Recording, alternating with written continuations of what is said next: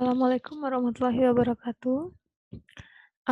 Pada pertemuan kali ini, yaitu pertemuan ke-9, 10, dan 11, kita akan membahas materi tentang single index model.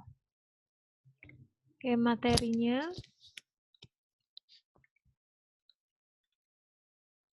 seperti yang sudah di-share. Nah, jadi salah satu tujuan dari mata kuliah ini, manajemen portofolio investasi, yaitu bagaimana membentuk portofolio optimal. Nah, di sini ada beberapa metode, salah satunya adalah single index model. Pada pertemuan ini kita akan mempelajari tentang bagaimana caranya membentuk portofolio optimal dengan metode single index model. Oke, di sini bisa kalian lihat, nanti silakan dibaca sendiri. Portofolio itu adalah investasi pada lebih dari satu saham atau lebih dari satu sekuritas. Nah, investor berinvestasi pada dua atau lebih perusahaan. Jadi, biasanya investor itu kalau ingin berinvestasi pada lebih dari satu perusahaan, biasanya membuat portofolio optimal dulu. Perusahaan apa saja yang akan menjadi pilihannya dalam berinvestasi. Untuk zaman sekarang kan sudah ada broker. Nah, kalau zaman dulu bisa kita menghitung sendiri perusahaan mana yang akan kita pilih. Itu kita melakukan perhitungan secara manual dengan menggunakan rumus-rumus yang ada tentang pembuatan portofolio optimal. Nah, di sini investor itu melakukan portofolio tujuannya adalah untuk meminimalkan resiko, meminimalisir resiko. Jadi, investor itu harus dapat memperkirakan berapa return ekspektasinya dan berapa risiko yang akan dihadapinya. Nah, portofolio itu ada dua macam ya, ada portofolio efisien dan portofolio optimal. Kalau efisien itu adalah portofolio yang memberikan tingkat return maksimal dengan tingkat risiko tertentu. Jika risikonya rendah, maka return-nya rendah. High risk, high return. Kalau seandainya risikonya tinggi, maka return-nya juga akan tinggi. Nah, sedangkan portofolio optimal itu adalah portofolio yang dipilih investor dari sekian banyak pilihan yang ada pada portofolio efisien. Nah, jadi setelah membuat portofolio efisien, maka dipilihlah portofolio yang optimal. Ingat, portofolio efisien itu belum tentu optimal, tetapi kalau optimal sudah pasti efisien. Jadi dalam portofolio efisien itu kita hanya mempunyai satu faktor yang baik. Apakah itu resikonya yang rendah atau return-nya yang tinggi.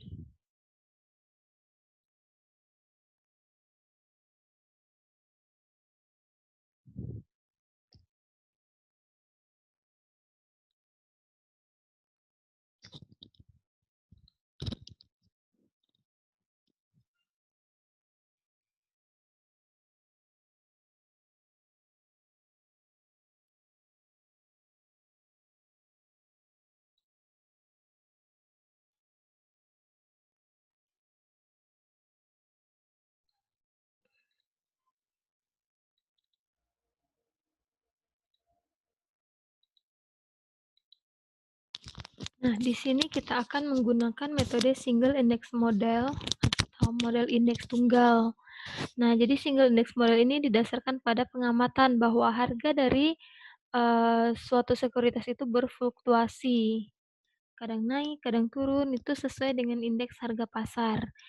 Dan saham cenderung mengalami kenaikan harga jika indeks harga sahamnya naik.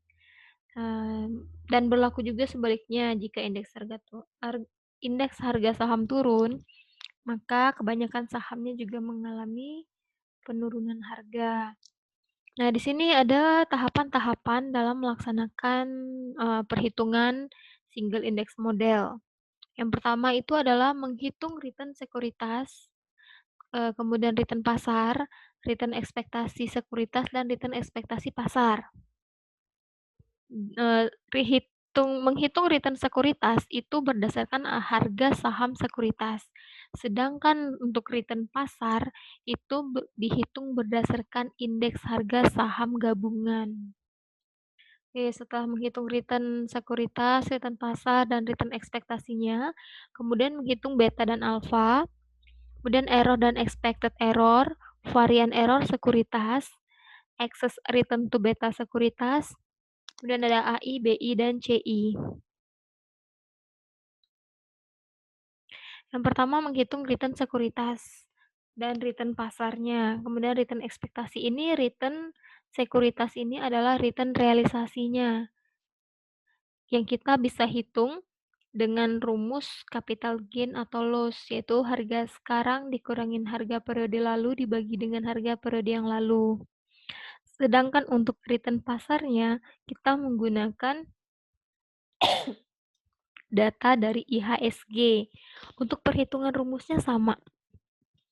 Nah, untuk return ekspektasinya, yaitu return ekspektasi yang dihitung dengan metode rata-rata, seperti yang sudah dipelajari pada materi sebelumnya. Nih, untuk menghitung return sekuritas atau dilambangkan dengan RI, itu harga periode ini dikurangin dengan harga periode sebelumnya dibagi dengan harga periode sebelumnya. Ini untuk return pasar. Perhitungannya sama, hanya saja data yang digunakannya ini adalah data indeks harga saham gabungan. Indeks periode ini dikurang indeks periode sebelumnya dibagi dengan indeks periode sebelumnya. Kalau sudah dapat return realisasinya, maka menghitung return ekspektasinya, dilambangkan dengan ERI, sama rumusnya seperti pertemuan yang sebelumnya, yaitu sigma dari return realisasi dibagi dengan jumlah periode. Jadi return realisasi yang telah dihitung tadi dijumlahkan dibagi dengan banyaknya periode. Begitu juga dengan return ekspektasi pasar. Lambangnya adalah ERM. Itu jumlah dari return pasar dibagi dengan jumlah periode. Kalau sudah menghitung return lagi, tahap selanjutnya adalah menghitung beta dan alfa. Beta dan alfa ini juga sudah dijelaskan pada materi sebelumnya. Kita flashback kembali. Nah, resiko dalam investasi. Dalam investasi itu resikonya ada dua, yaitu resiko sistematik dan resiko non-sistematik. Kalau systematic risk atau resiko sistematik itu adalah resiko yang sulit dihindari. Contohnya adalah seperti peningkatan suku bunga, kenaikan inflasi, volatilitas pasar yang tinggi. Ini berasal dari eksternal perusahaan. Sedangkan resiko non-sistematik atau unsystematic risk itu adalah resiko yang dapat diminimalisir. Nah, resiko ini adalah resiko internal, seperti menurunnya kinerja perusahaan, risiko manajemen, risiko finansial. Jadi ingat, untuk resiko sistematik itu berasal dari eksternal perusahaan, sedangkan unsystematic risk itu berasal dari dalam perusahaan. Kalau dari luar itu tidak bisa dihindari, sedangkan yang di dalam itu masih bisa diminimalisir.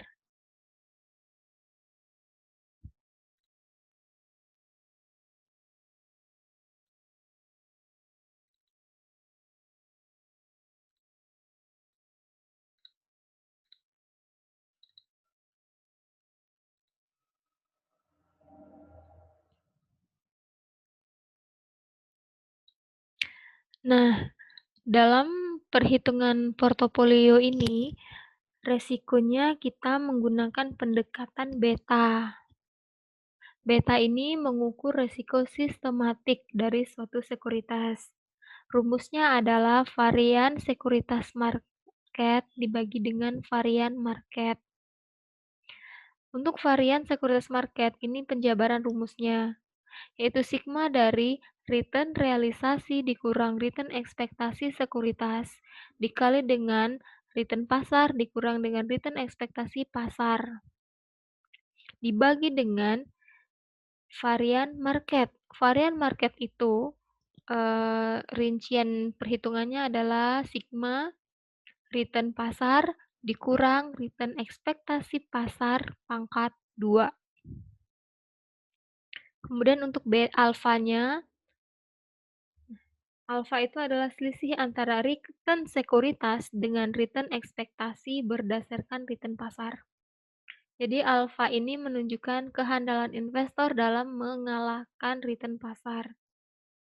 Jadi diasumsikan return sekuritasnya harus lebih tinggi daripada return pasarnya. Jadi untuk menghitung alfa, rumusnya seperti ini. Return ekspektasi, ingat kalau ada E di depannya berarti ekspektasi. Return ekspektasi sekuritas dikurang beta dikali return ekspektasi pasar. Untuk mempermudahnya, di sini ada saya contohkan satu perusahaan, yaitu perusahaan A. Ini harga sahamnya, mulai dari periode 30 September sampai dengan 5 Oktober. Dan ini adalah nilai indeks harga saham gabungannya, yaitu untuk menghitung return pasar. Ini harganya, ini returnnya, ini indeksnya, ini return pasarnya. Nah, untuk menghitung return realisasi pada tanggal 1 Oktober ini, 5.800 dikurang dengan 5.575 dibagi 5.575, dapatlah 0,0404. Begitu seterusnya. Untuk menghitung yang tanggal 2, berarti yang tanggal 2 dikurang tanggal 1 dibagi dengan tanggal 1, begitu seterusnya. Setelah didapat masing-masing return realisasi per tanggalnya, kemudian dijumlah. Ingat, dibaginya 5 ya, karena returnnya hanya 5, bukan 6. Tanggal 30 September itu tidak dihitung karena sebagai tahun dasar.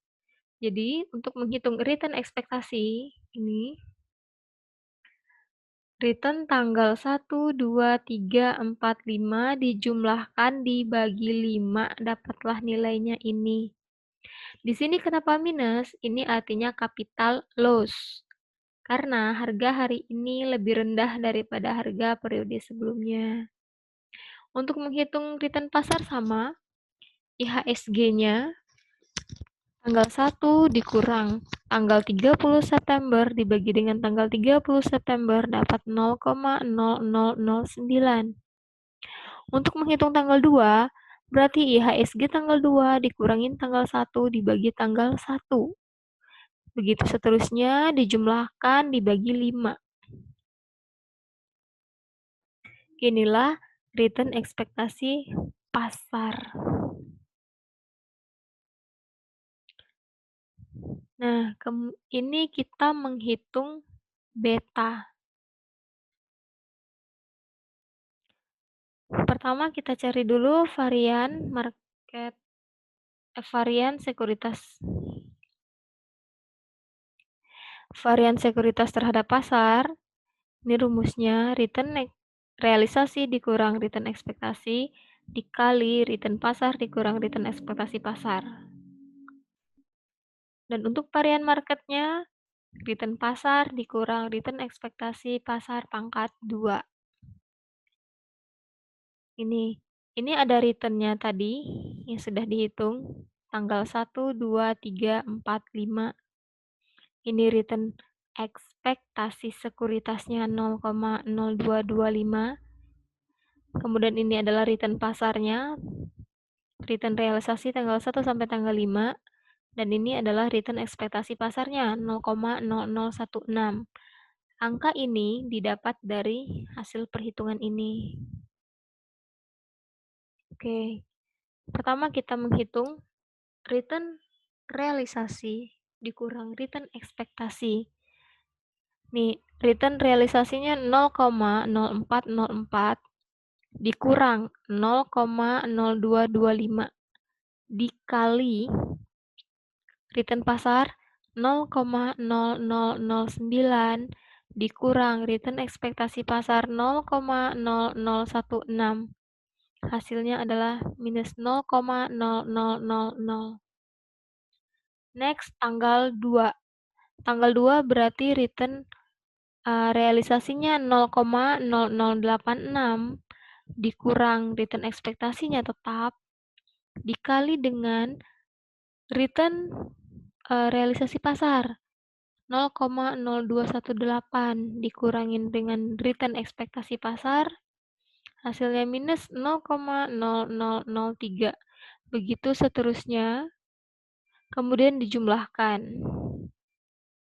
Minus 0 ditambah minus 0,0003 tambah 0,0012 tambah minus 0,0006 tambah 0,0002 dijumlahkan hasilnya adalah 0,0005.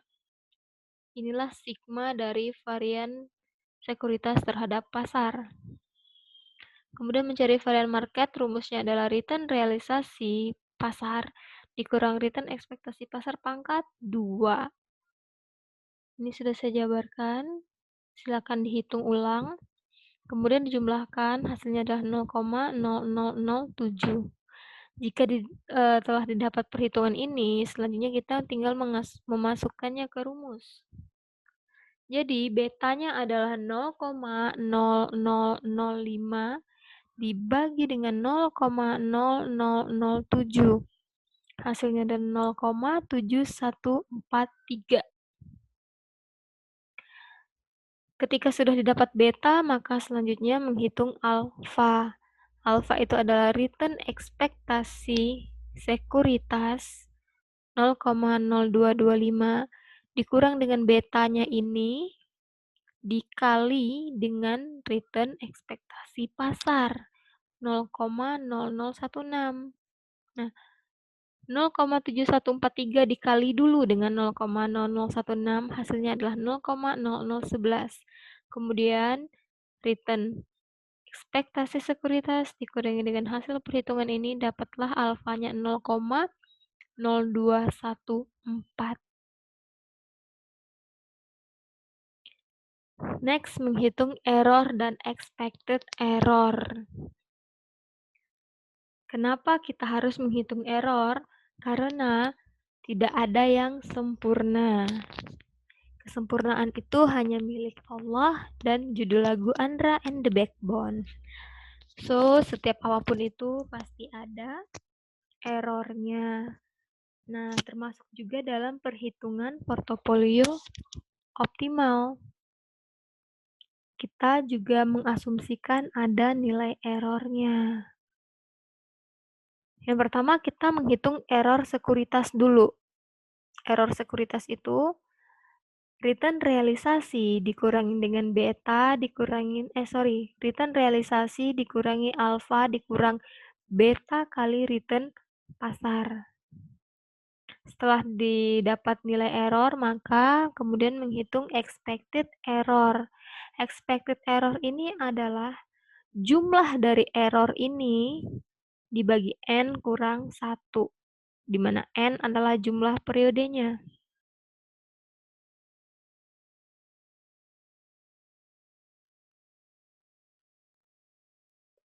Setelah error itu ada varian error sekuritas.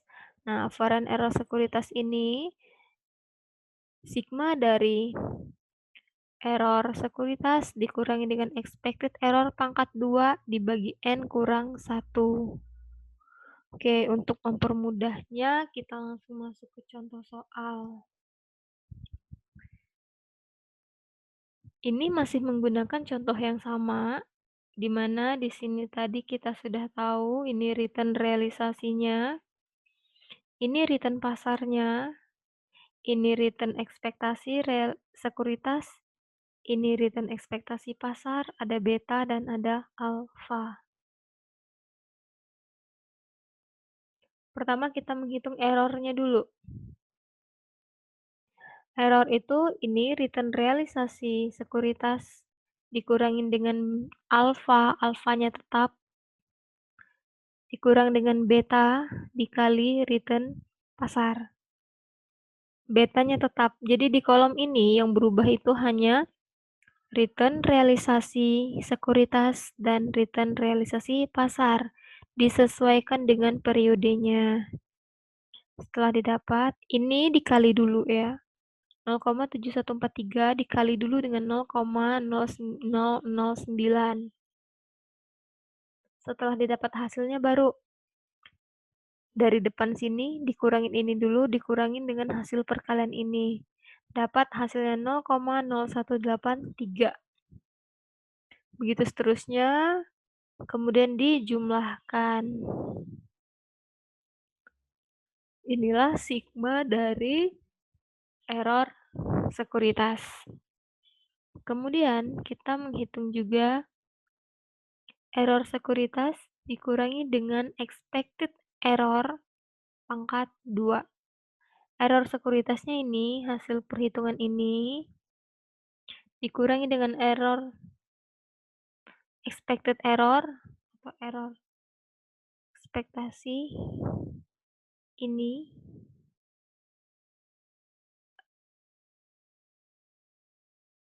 sigma dari error sekuritasnya 0 dibagi dengan N kurang 1. N-nya ada 5 dikurang 1. Didapatlah nilai dari expected errornya 0. Tinggal ini dikurangin dengan expected error pangkat 2. Inilah hasilnya. Kemudian dijumlahkan. Nah, setelah didapat error sekuritas, expected error sekuritas, maka kita menghitung varian error sekuritas, yaitu sigma dari error sekuritas dikurang expected error pangkat 2, ini 0,0103 dibagi N kurang 1. N-nya ada 5 kurang 1 berarti 4. 0,0103 dibagi 4 hasilnya adalah 0,0026. Inilah varian error sekuritasnya. Setelah didapat, maka selanjutnya menghitung excess return to beta sekuritas atau ERB. ERB ini menunjukkan hubungan antara dua faktor penentu investasi, yaitu return dan resiko. Jadi portofolio yang optimal itu berisi aktiva yang mempunyai nilai ERB yang tinggi. Nah, untuk menentukan berapa sih tingginya nilai ERB itu, maka kita perlu membuat suatu titik pembatas atau cut-off point. Jadi, ERB berapa yang dikatakan tinggi, itu ditentukan dengan cut-off point. Dan ERB ini merupakan angka yang dapat menentukan apakah sekuritas itu masuk ke dalam kombinasi portofolio optimal atau tidak. Dan untuk menghitung excess return to beta atau ERB, itu rumusnya adalah return ekspektasi dikurang dengan return bebas resiko dibagi beta. Return ekspektasi sekuritas dikurang return bebas resiko dibagi beta. Return bebas resiko ini yang biasa digunakan adalah BI rate. Jadi nanti kalau untuk menghitung, misalnya kalian ingin melakukan perhitungan portofolio, kalian mengambil data pada bulan Desember 2020. Maka BI rate yang kalian gunakan adalah BI rate yang berlaku pada bulan Desember 2020 juga. Nah, di sini ada contoh soal. Ini ada 10 perusahaan. Ini ada return ekspektasinya, ini ada betanya, dan ini ada varian error sekuritasnya. Ini sudah dihitung. Sudah diketahui datanya. Nah, kemudian diketahui juga suku bunganya adalah 5% per tahun. Ingat, suku bunga itu walaupun dia berlakunya di bulan Desember, misal Desember itu suku bunganya 5%. 5% itu perlakuannya adalah untuk 1 tahun.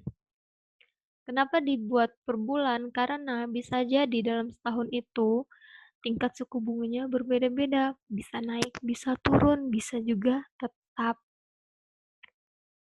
Nah, jika sudah ada data return ekspektasi, beta, dan varian error sekuritas, kemudian diketahui juga return bebas resiko RBR-nya, yaitu tingkat suku bunga BI, maka kita bisa menghitung ERB.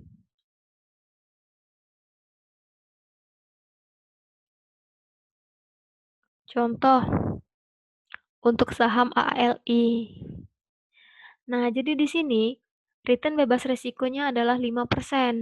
Ini adalah tingkat suku bunga. Tingkat suku bunga ini berlakunya per tahun. Sedangkan kita hanya menghitung 1 bulan. Maka 5% ini dibagi dulu dengan 12. Hasilnya adalah 0,4167%. Ini persentase kita jadikan nilai desimal. Maka 0,4167 ini dibagi 100 hasilnya adalah 0,0042. ERB. Yang pertama kita ingin menghitung ERB untuk perusahaan AALI. Nah, di sini rumusnya return ekspektasinya 0,0046 dikurang dengan RBR-nya 0,0042 dibagi dengan beta 0,9142. Jadi ini dikurangin ini dulu, baru dibagi beta, dapatlah ERB-nya untuk perusahaan AALI sebesar 0,0004.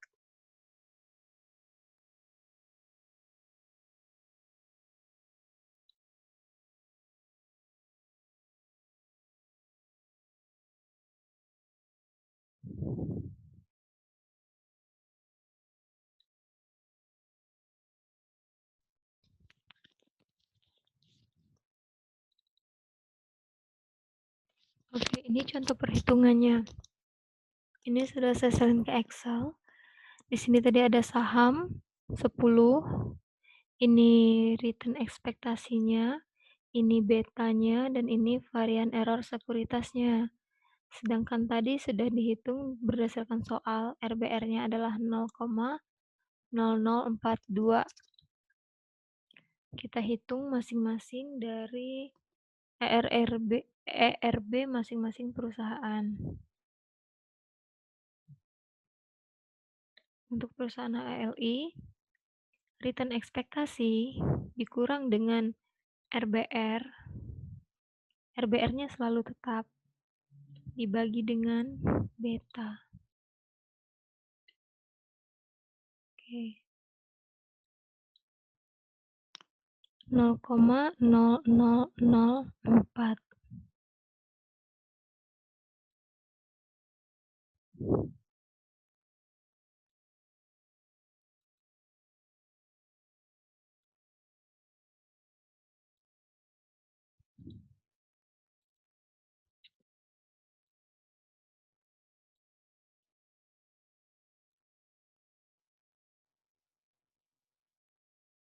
Karena di sini data RBR-nya di sini kolomnya tetap, maka kita kasih lambang dolar sebelum dan sesudah dari kode hurufnya. Selanjutnya tinggal ditarik. Inilah nilai dari ERB untuk masing-masing perusahaan.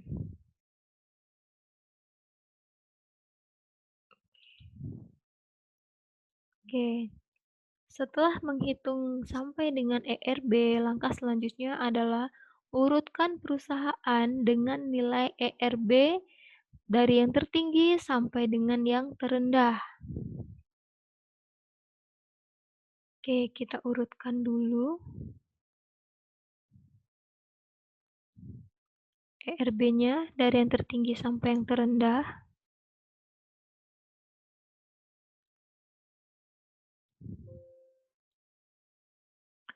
Jadi posisinya berubah.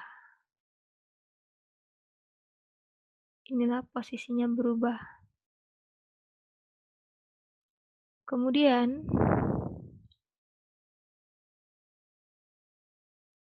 hitung AI, BI, dan CI.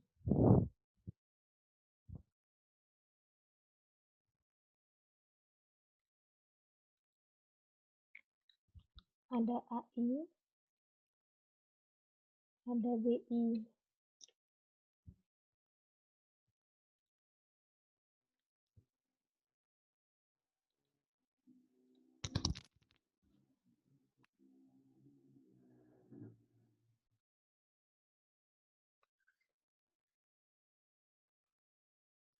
Untuk lebih memahami, bisa dibaca pada buku Teori Portofolio dan Analisis Investasi karangan Yogianto Hartono.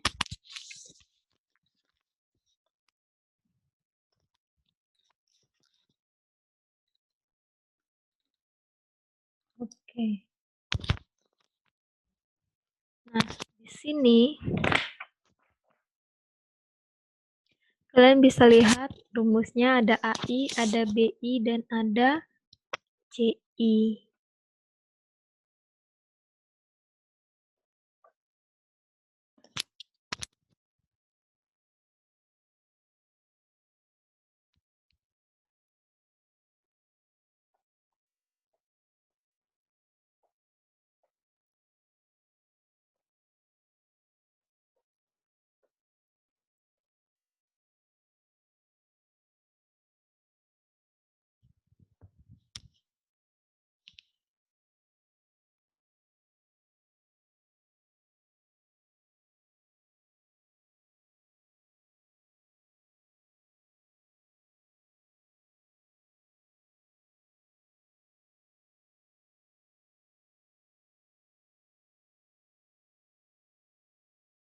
Oke, pertama kita menghitung AI dulu. Untuk AI,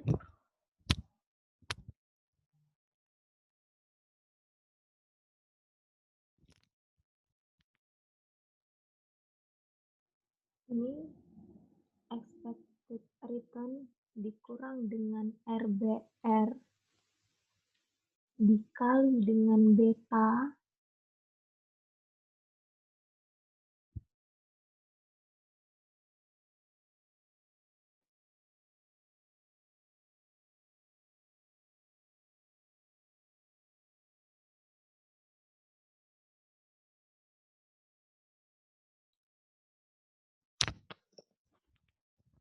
dibagi dengan varian error sekuritas.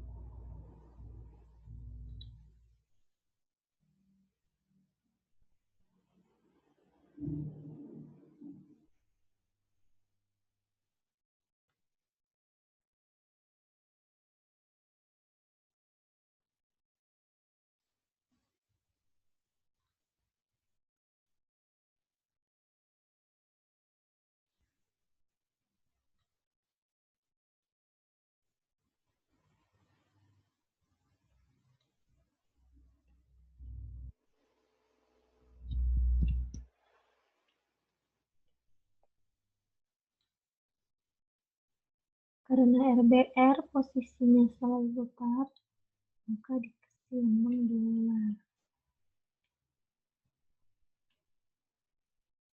Lebihnya tinggal tarik.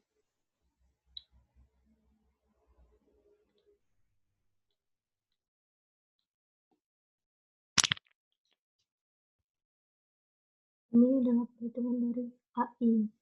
Selanjutnya, kita menghitung BI.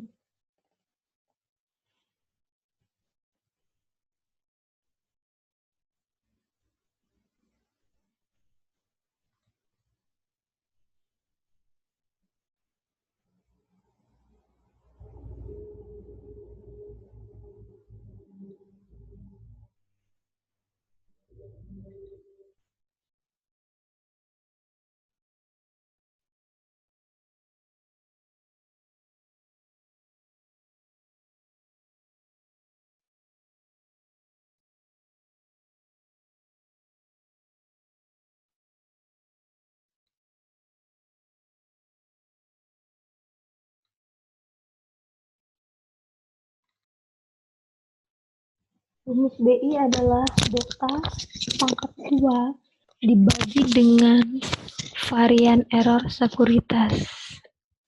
Nah, di sini betanya kita pangkatkan 2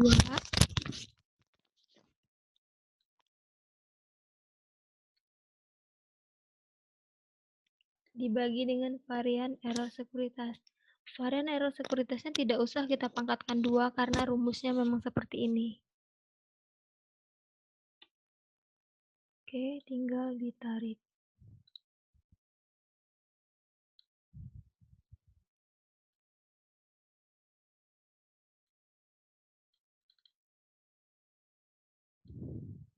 Inilah varian error sekuritasnya. Setelah itu kita menghitung sigma dari AI dan BI. Sigmanya ini adalah untuk yang pertama nilai AI-nya saja. Untuk periode sebelumnya adalah nilai sigma AI periode sebelumnya ditambah dengan nilai AI periode ini. Begitu seterusnya. Data yang pertama itu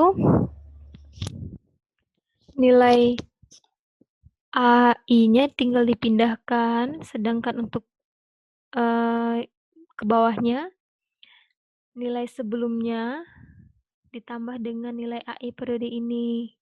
Begitu juga seterusnya. Untuk ini nilai sigma AI sebelumnya ditambah dengan AI periode ini. Ini kumulatif ya. Contohnya yang B sama. Untuk yang pertama kita langsung salin aja dulu BI-nya. Sedangkan untuk periode selanjutnya kumulatif BI sebelumnya ditambah dengan BI yang sekarang. Oke, tinggal kita tarik.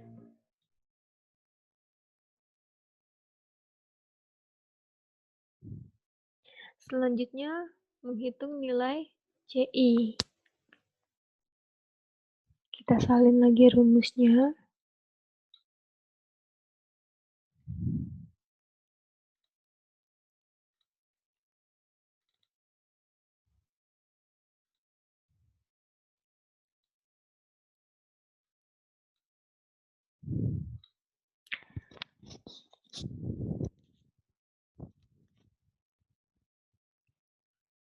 Di sini kita asumsikan nilai varian marketnya adalah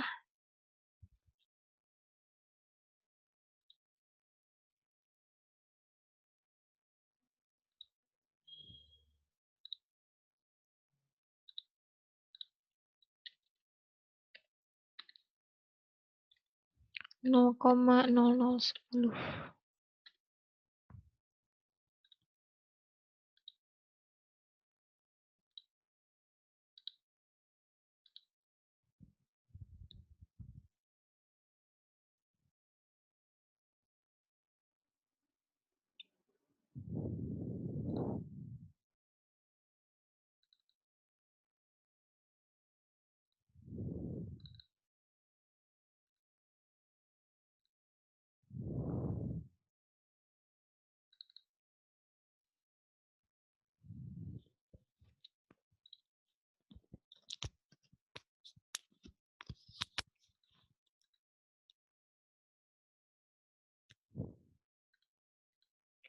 Jadi untuk rumus CI-nya, kita perlu data varian market sekuritas.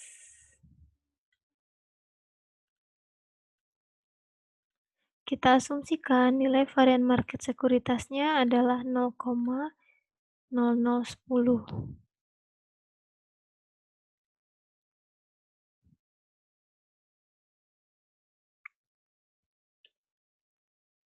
Jadi ini dikali dengan sigma AI dibagi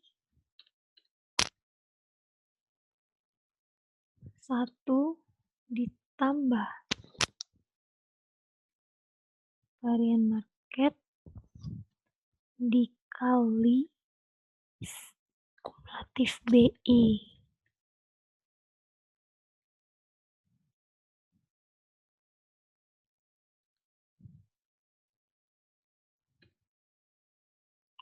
Inilah hasilnya.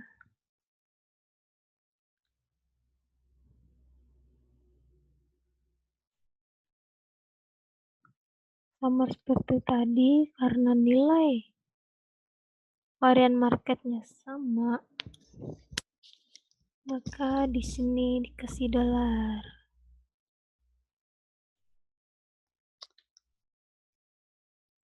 Selanjutnya tinggal tarik.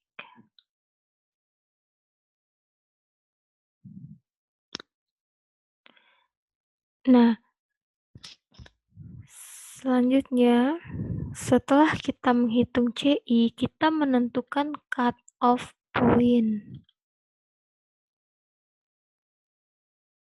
Kita menentukan cut off point-nya. Setelah kita menghitung AI, BI, kumulatif AI, kumulatif BI, dan CI, kita menentukan cut off point atau C bintang. Nah, besarnya cut off point ini adalah nilai CI, di mana nilai ERB terakhir kali masih lebih besar daripada nilai CI. Dan sekuritas yang membentuk portofolio optimal adalah sekuritas yang punya nilai ERB lebih besar atau sama dengan nilai ERB di titik cut off point. Langsung aja kita lihat perhitungannya. Perusahaan DSSA, kita lihat ERB-nya 0,0138, masih lebih besar daripada CI. Yang kedua, 0,0007 masih lebih besar daripada 0,0005. Nah, yang ketiga 0,0004, sedangkan di sini 0,0005. Nah, untuk perusahaan yang ketiga atau perusahaan ALI, ini nilai ERB-nya sudah lebih rendah daripada CI. Maka cut off point-nya adalah nilai CI pada perusahaan GGRM. Karena nilai CI ini masih lebih rendah daripada nilai ERB-nya. Jadi dari 10 perusahaan ini yang membentuk portofolio optimal hanya 2 perusahaan saja, yaitu DSSA dan GGRM. Untuk selanjutnya, nah kenapa harus diurutkan ERB yang tertinggi daripada ERB yang terendah? Ini untuk mempermudah kita dalam menentukan cut off point. Jika ini sudah terakhir, maka ERB selanjutnya itu nilainya pasti lebih kecil daripada CI. Oke. Nah, dikarenakan hanya 2 perusahaan ini yang masuk, maka hanya 2 perusahaan inilah yang kita hitung berapa proporsinya.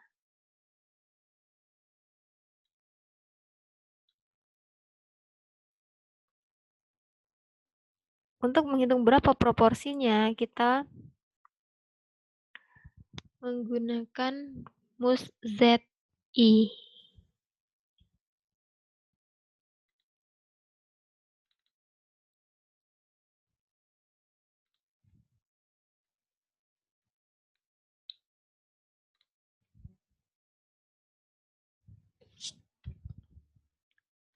Yang kita hitung ZI-nya hanya 2 saja, karena hanya 2 perusahaan ini saja yang masuk ke dalam portofolio optimal. Perhitungannya adalah beta dibagi dengan varian error sekuritas dikali dengan ERB dikurang dengan C bintang. C bintang ini adalah cut off point, di mana cut off point-nya adalah nilai yang ini.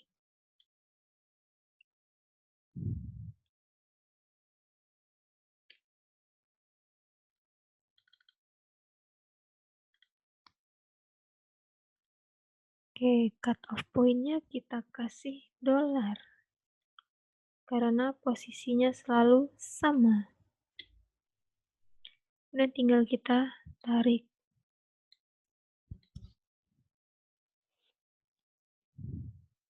Kita totalkan.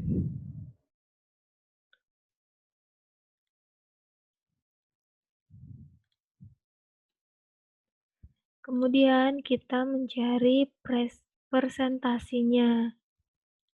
Nah, ini kan untuk proporsinya. Nah, ini proporsi juga tetapi dalam persen.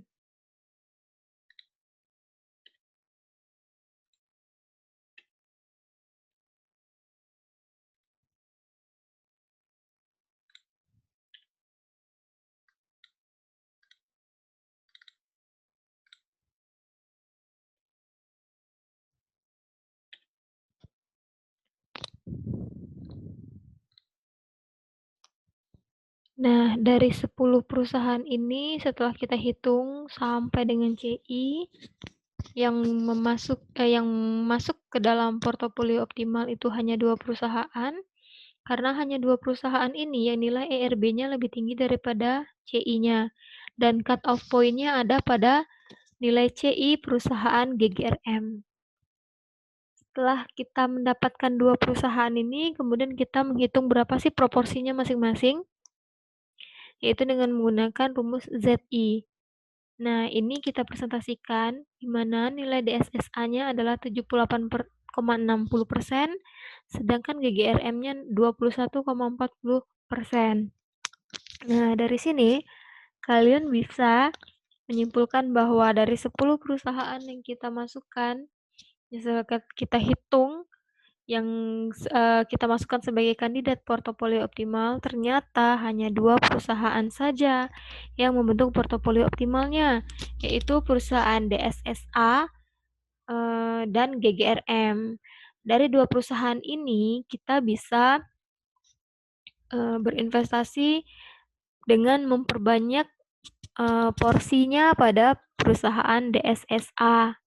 Misal kita punya dana 100 juta, berarti 78 jutanya kita pakai untuk investasi di perusahaan DSSA, sisanya di GGRM. Kenapa ribet-ribet ngitung kayak gini? Ini adalah perhitungan secara manualnya. Kalau sekarang kan sudah ada aplikasi. Inilah yang dilakukan oleh broker pada zaman dulu, ya, perhitungan secara manual. Nah, selesai sudah untuk perhitungan